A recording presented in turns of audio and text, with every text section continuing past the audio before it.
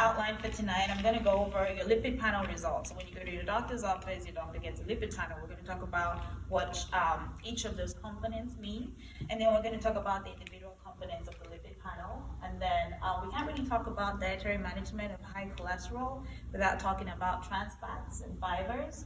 And then we're going to do a little bit of nutrition facts labels, but I think somebody maybe covered that last week, so maybe we don't have to do that this evening. We'll see. And then just some parting words, words of advice. So, and again, at any point in time, if I'm talking too fast, just stop me. So you go to your doctor's office, you go in for a physical, and your doctor says, hey, we got to get a lipid panel, we got to check your cholesterol. These are the components that are going to show up on your results in MyChart or Epic. So you're going to get your total cholesterol, you're going to get your triglycerides, you're going to get your low density lipoprotein, and you're going to get your high density lipoprotein as well. So what do these mean? Because sometimes beyond just is it flat in Epic, like is there a red arrow beside it, you might not know exactly what it means. So I thought that it might be helpful to talk a little bit about that. So all of these items, essentially, they're all lipids. And what are lipids? Lipids are fats. They are waxy-like compounds that help with certain bodily functions. So they help in like hormones, they help in absorbing some vitamins, they also help to store energy as well. And because fats are not soluble in water, they combine with proteins to ensure that they can get to where they're needed to be in the body. So that's where you have the low density lipoprotein and the high density lipoprotein coming in. So that's why that kind of looks a little different from just the strict total cholesterol and triglycerides. So the LDL, that's your bad cholesterol. Your total cholesterol is also a bad cholesterol, but the LDL is also a bad cholesterol. And excess levels of this can actually deposit in your blood vessels and predispose you to having heart disease. The HDL is the good cholesterol, so we want that to be high. And what it does is it actually transports excess levels of extra cholesterol to your liver so that your liver can then get rid of it from the body. So the higher, the better for that. Triglycerides, they're just also fats. They're actually the most common type of fat, and they typically just store energy for the most part. But excess levels of triglycerides can also raise your risk for heart disease, so it's also an important topic to kind of know about. So, how do we get your total cholesterol? So your total cholesterol is calculated by adding your HDL to your LDL, and then you add 20% of your triglycerides. That's how you get that total number, total cholesterol. So one thing to kind of note here is your body actually makes all the lipids that it needs by itself. So we don't really need to be eating lipids, but it's part of our diet. So you're going to eat some form of it, but when you consume excess amounts, that's when you start to get in trouble with heart disease and depositing in the blood in your arteries and stuff like that. Okay, so this is a slide that covers just the normal ranges. And so you're going to see at the top bar, you have the ideal. And the ideal numbers up there, they're going to probably be a little different from what you're familiar with, what you're used to. And then we have the normal. So we have total cholesterol. Ideal range is less than 140. And this is all in milligrams per DL, just a liter of blood. So normal is less than 200 for total cholesterol. LDL, lower is better. So less than 70 is ideal, less than 100 is normal, HDL greater than 60, and triglycerides just less than 150. And so the ideal range is listed here. Like I said, they're a little different from what you're used to because they're based on like lifestyle medicine related research, comparing levels of total cholesterol and LDL to the presence of heart disease. So this research was done in areas that include like rural China, parts of Papua New Guinea, Uganda, just to name a few places. And what they found was in these places that diet tends to be mostly plant-based. And also they had like really low consumption of animal products and fats, and saturated fats in general. Has that ideal number changed up or down in the last 50 years? Not particularly. This is just based on like lifestyle medicine research. So the numbers there tend to be a little lower than like what the normal is for the US population. So like the average cholesterol in rural China was like about 127 milligrams per DL, for example. And what they found was the rates of heart disease there were really, really, really low, especially compared to the US. One thing to also note is cholesterol actually is the only direct risk factor for heart disease. So everything else, alcohol, smoking, diabetes, they're all indirect factors because cholesterol is the only thing that can deposit in your blood vessels and clog up your arteries. So it's the only direct risk factor for heart disease. So you want to keep that in mind. The ideal LDL level of less than 70, it's really, really hard to achieve that. Like if you got like a lipid panel on the baby, that's probably what the baby's lipid panel would be. So it's hard to achieve that on like the regular, typical like American diet. The way you want to achieve that is switching your diet a little bit to like a whole food, plant-based diet. And so what is a whole food, plant-based diet? It's a diet that emphasizes plants and minimizes or avoids, some people actually just cut it out of their diet, animal products. And they also go for whole foods, so they kind of minimize processed foods as well. So kind of keep that in mind. So we're going to talk about the individual components on the lipid panel, and this is where we kind of talk about like what you need to adjust, what you need to change in your diet. So as I mentioned in the previous slide, the normal for total cholesterol is less than 200. Ideal, less than 140. So the recommended daily intake has actually seen a lot of change over the years, and this is kind of in relation to your comment. So right now we have the Department of Agriculture and the Department of Health and Human Services that actually put out the dietary guidelines for Americans every 5 years. In 2010, at that time, the recommendation was keep your intake of cholesterol to less than 300 milligrams per day. And then in 2015, that was switched to, there wasn't really enough evidence to recommend a specific number. And in the 2020 version, which is what we have right now, it just says keep it as low as possible without compromising like your dietary quality, so to speak. So less is better. So the American Heart Association actually also recommends like a dietary pattern that it's inherently low in cholesterol. And cholesterol actually is found exclusively in animal food. So you're not going to find cholesterol in like plant-based foods. It's an exclusive animal food product. So top sources of cholesterol in the American diet, and this is based on consumption. So not based on how much cholesterol is in each individual food, it's just based on consumption. So we have meats, we have eggs, we have grain products, which might surprise you because I just said cholesterol is an exclusive animal food product, and also other foods, but I'll explain that as I go. So in terms of meat, we look at like poultry, mixed dishes, red meat, processed meats, and then seafood. And again, this is based on consumption because Americans are eating more poultry than red meat, which is good. Red meat still has more cholesterol than poultry in general, as long as it's skinless. And then with eggs, when you think about one egg, it contains about 200 milligrams of cholesterol. And when we think about how we eat eggs, most people don't eat one egg. They eat 2 or 3. And they eat that 2 or 3 times a week. So that's just a lot of cholesterol that you could avoid. And something to kind of keep in mind, which we can also talk about. So for the grain products, these are only highly processed grains. So grains that have been stripped of fiber. And so when you think about that, you want to think about like white rice, white pasta. The cholesterol gets added in the process of it getting processed, for lack of a better way to put it. And then other foods, milk and milk products. So how do you reduce total cholesterol in your diet? You want to eat less of this, so portion control, and you also want to eat it less frequently. That's the simplest, easy way to do it. So we're going to switch to LDL, or low density lipoprotein. That is a bad cholesterol. All right. So the normal range, less than 100, ideal less than 70. And the biggest source of LDL in our diet is just saturated fats. So saturated fats are typically solid at room temperature. So you want to think higher fat cuts of beef, pork, lamb. You want to think processed meats, salami, lunch meats, that type of thing. You also want to think about butter. Butter is solid at room temperature. So lard, you want to think about cheese. Cheese is a big one as well. And then you also want to think about tropical oils like coconut oil and palm oil as well. So what do? They increase the total cholesterol and also increase your LDL as well. So the American Heart Association actually recommends right now that 5 to 6% of your total calorie intake should come from saturated fat. So they want that to be as low as possible. And 1 gram of fat actually produces about 9 calories of energy. So based on like a 2,000 calorie diet, we're thinking about 100 to like 120 calories, and that will come to about 11 to 13 grams of fat, of saturated fat daily.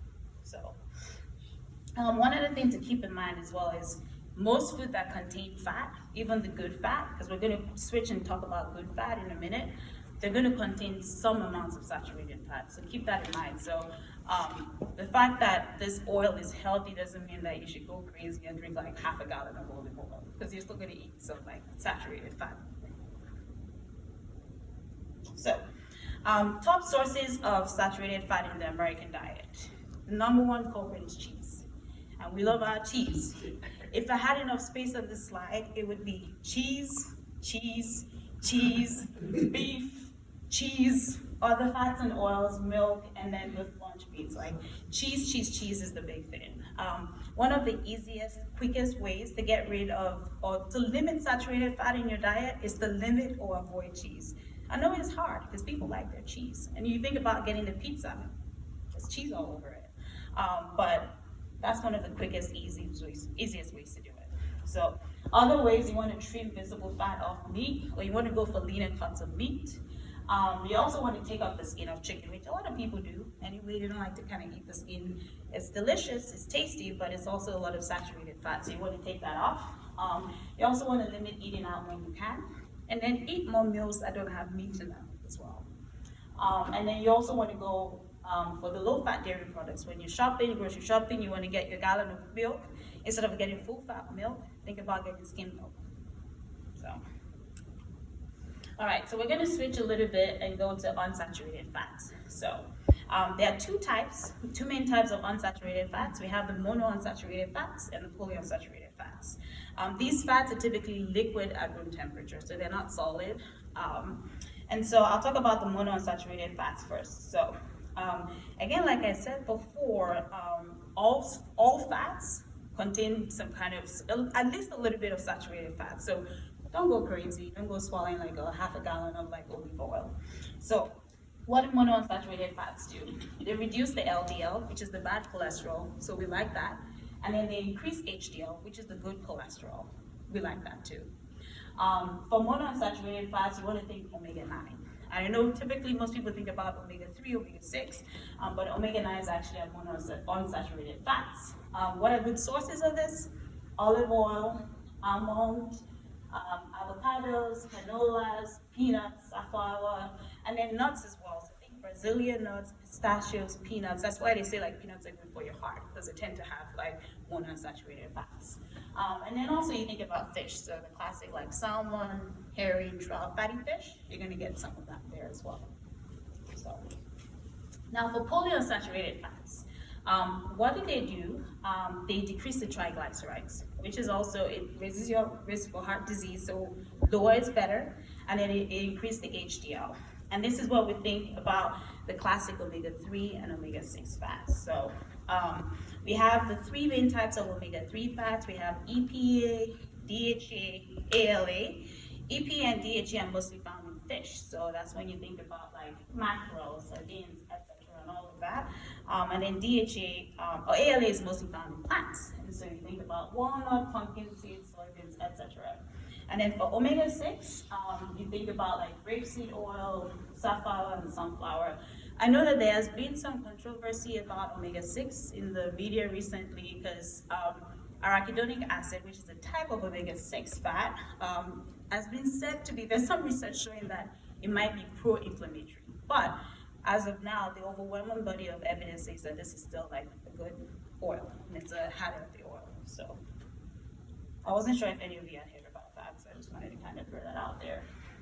So the HDL, this is the good cholesterol. That's the one that carries the excess cholesterol to your liver for elimination and for your body to kind of get rid of it. So we've touched on ways to increase your HDL in your diet in the previous slides, and so this is just a summary. Unsaturated fats, they increase HDL.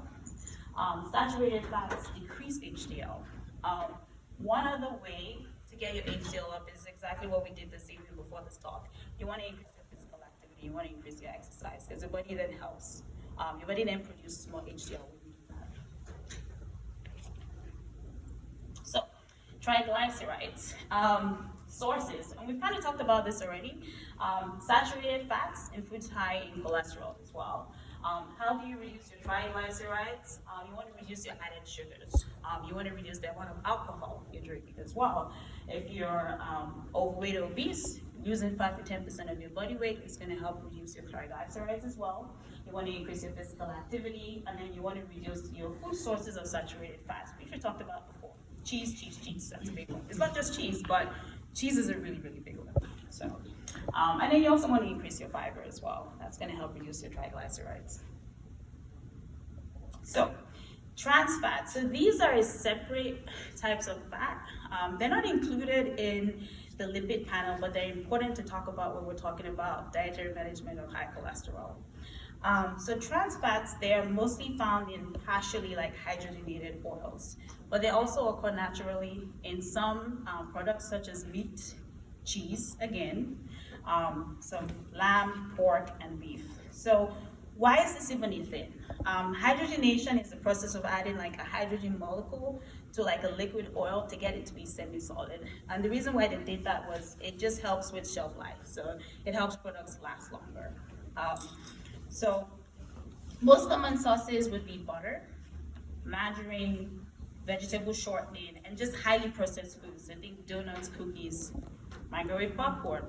I love popcorn, but I know that when I eat it, there's going to be some trans fat in there. So Because of the oil they put on it, or because of the popcorn itself? Because of the oil. Okay. It's the oil. Yeah. But actually, they significantly increase your risk of heart disease, very, very much so. And so much so that the FDA actually said that they're not safe for human consumption. And actually ordered them removed from all foods in June of 2018. And that was for new foods in the market. They gave an extension till January 1st, 2020 for existing foods in the market. So ideally, we should be living in a trans fat-free world, but that is not the case. Because food labels are allowed, or companies, when they're packaging their foods, they're allowed to still say trans fat 0 if you have less than 0.5 gram per serving size on the package. So one thing to kind of look at is the ingredient list. So when you're shopping, you look up, you see trans fat 0, but I want you to look down at the ingredient list. If it has anything that has partially hydrogenated in it, then there is some form of trans fat in it. So you want to kind of limit your consumption of that because it raises your risk for heart disease. Any questions so far? Okay. I don't know if that's a good or a bad side, but we'll keep No going. butter, or no cheese. Yeah, cheese. All right. So we'll talk about fiber. There are two types of fiber, soluble and insoluble fiber. For the purpose of this presentation, we want to focus on the soluble, the one that gets dissolved in your blood. Why? Because it slows down digestion, so it can help you lose some weight. It increases insulin sensitivity. It can also help you lose some weight. And then it also increases the elimination of cholesterol. So current guidelines are about 14 grams per 1,000 calories. So that comes to about 25 grams in women, 28 grams in men, and that's per day. But actually, if you tend to consume more fiber, if you go above the daily recommended intake, you're going to get more benefits from it. So think for women, if you go up to about 40 grams per day, and for men 45 grams, you're going to get more benefit from that fiber. So good sources of fiber: psyllium seeds, legumes, whole grains. So you want to think wheat bread, brown rice, and veggies and fruits. Obviously, I think everybody kind of knows that. Unfortunately, fiber is just one of the under-consumed nutrients that we as Americans just consume. I think it's estimated that most people actually consume about half of what is required or what is recommended. So I think we already covered this last week, right? Do we need to go over this again? Just how to read a nutrition label or a food label? I think we're all good? Okay, all right. I do want to turn your attention to the fat portion here. So this was a label that I got off the FDA's website. So one thing to keep in mind is the percentage daily values. They're going to vary based on the recommended organization. So different bodies have different recommendations, which I said is not confusing enough to try to eat healthy. So what I'm going to do is draw your attention to the saturated fat. So right now, I said earlier in the presentation, like the American Heart Association recommends that your saturated fat be about 11 to 13 grams. You look on this and you see that it says 4.5 grams, that's 23%. So if we're going to go by the AHA's recommendation, that's actually closer to more like 50%. So that's pretty high. And so when you go grocery shopping, you want to kind of be aware of that as well. So these are my recommendations, the overall approach. So don't get too hung up on specific numbers. We don't eat food groups, we eat food groups. And so you're not going to go to the restaurant and say, oh, can I have 1 gram of saturated fat or anything like that. Like, we actually eat food. So number one recommendation, which I think you already know, is eat less cheese. So just eat less cheese. You want to use lean cuts of meat. When you can, trim the fat off, because that fat is saturated fat. You really don't need to be getting any extra of that. You want to eat less cheese. You want to broil or air fry when you can instead of deep frying. And you want to skin poultry before eating it. You want to limit processed meats, hot dogs, salamis, etc. You want to eat less cheese. You want to reduce your butter. And then you want to think about using good fats instead. So olive oil, canola, safflower oil. You want to think about increasing your nut intake. That's good for your heart. And then when you can, you want to limit eating out.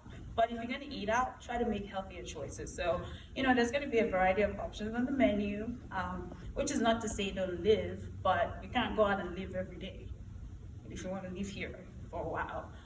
So just make healthier choices. You want to eat more soluble fiber. You want to pay attention to food labels as well when you go grocery shopping. It's important. And then you also want to adopt like a whole food, plant-based approach to meals. I think that the journalist Michael Pollan, he's the one that said it best. He says, eat food, not too much, mostly plants. That's just good for your health in general, not just your heart, just general health. I do have those resources. If you were curious and you wanted to do some more reading, there's a wonderful documentary on Netflix. It's called Forks Over Knives. There's also a website actually that has like recipes and just other resources if you're kind of curious. And then there's Dr. Esselstyn's diet program. Actually was developed by a Cleveland Clinic doctor that actually is known to prevent and reverse heart disease. Same as the Ornish diet and the Pritikin diet. So, and actually the Ornish and the Pritikin diet are actually approved by CMS for cardiac rehab. So it's proven, there's a lot of science behind it, otherwise they wouldn't cover it. And then also the American College of Lifestyle Medicine website has got various resources as well. So that's all I got. So I can take whatever questions that you have. My biggest thing is just eat less cheese. And I think everybody kind of got that. Eat less cheese. Okay, So. eat less cheese. Yeah. I love cheese. I love butter, but that's where cheese. I should eat Read the label. It's going to depend on the packaging. So you want to read the label, look out for trans fats. But generally, if it's solid at room temperature, think about it being solid in your blood vessels. You probably don't want that. So you want to eat less of things that are solid at room temperature. Any other questions? Yes, Is there any cheese that is good for you? Like, is goat cheese okay better than regular cheese, or is there? less cheese is better. Cheese is solid at room temperature, so you really want to cut back.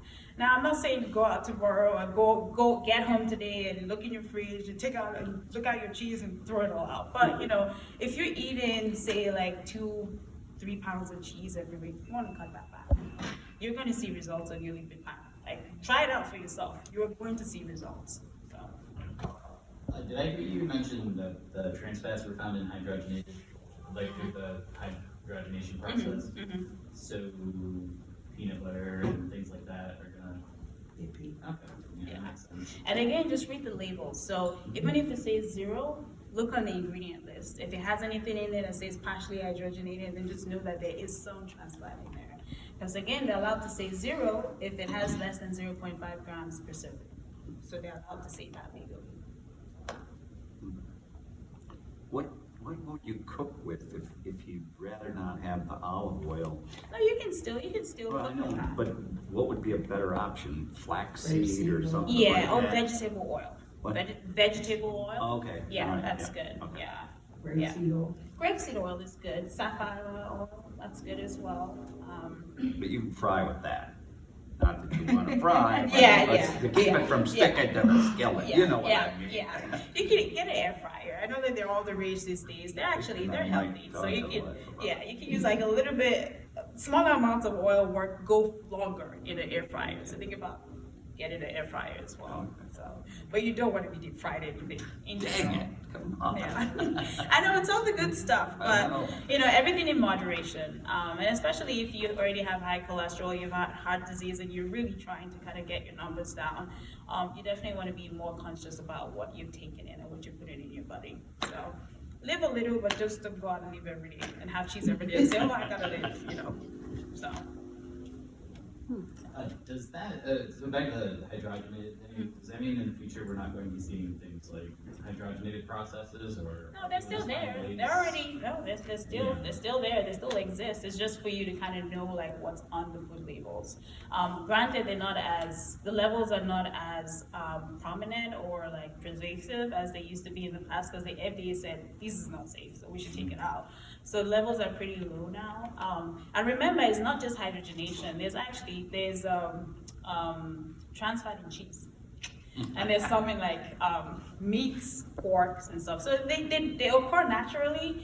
It's just the highest levels you're going to find in like through the process of hydrogenation. So margarines, butters, and stuff like that.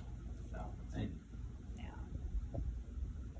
They talk about fish, fatty fish would be salmon, trout. Yeah. What about perch, walleye, whitefish, like, a fish that doesn't, Those will give you protein. Pardon? I said those will give you protein, but they're not going to give you the good fat. You want fatty okay, fish to I get see. good fat. Okay. Yeah. To get the omega-3s I and see. the omega-9s, yeah. Any other questions? All right. I hope this was helpful. I hope this was useful. There's not gonna be a test or anything. I didn't create a test for this. I wasn't told that it needed to be a test, so I didn't create